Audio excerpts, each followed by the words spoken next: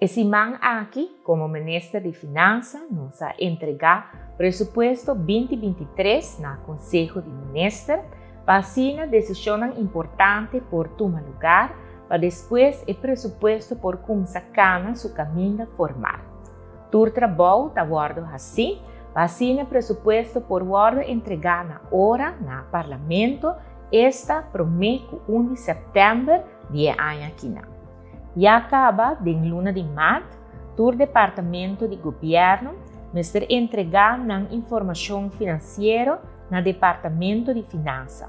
Vacina por compilar isso aqui e encaixar de quadro financeiro, do qual vai ter em conta com palabração com acordo assim, para que, entre outros, supervisão financeira de CAFT.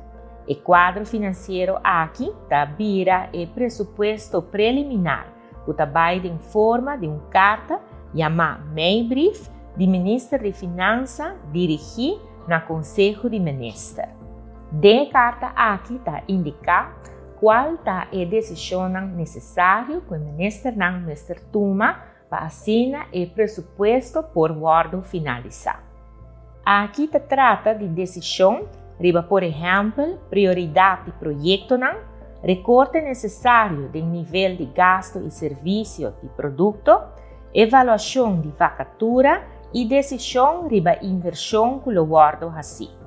A decisão sobre ponto mencionado em Maybrief da forma e quadro financeiro que depois vai ao Departamento de Legislação para assinar o bate jurídico de forma de lei de presupuesto. Primeiro que o conceito de lei de presupuesto queda finalizado, essa aqui está guardo mandar para CAFT por dar uma opinião preliminar sobre o presupuesto para depois o governo fazer o cambio necessário no conceito de presupuesto. Depois, o conceito está guardo mandar para Ratfanadvis, dona seu conselho e assim que o conselho aqui está claro, o governo está fazendo o cambio necessário e está brinda o conceito de presupuesto no Parlamento. Todo esforço está guardo assim, para assim na fim de agosto, Ministro de Finanças por entregar o conceito de presupuesto 2023 no Parlamento de Aruba.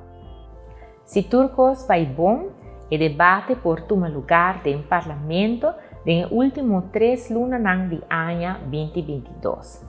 Por aprovar o presupuesto em dezembro 2022 e depois que o governador firma esse aqui, presupuesto 2023 por queda publicado em Landscourant e depois entra na vigor no começo de ano 2023.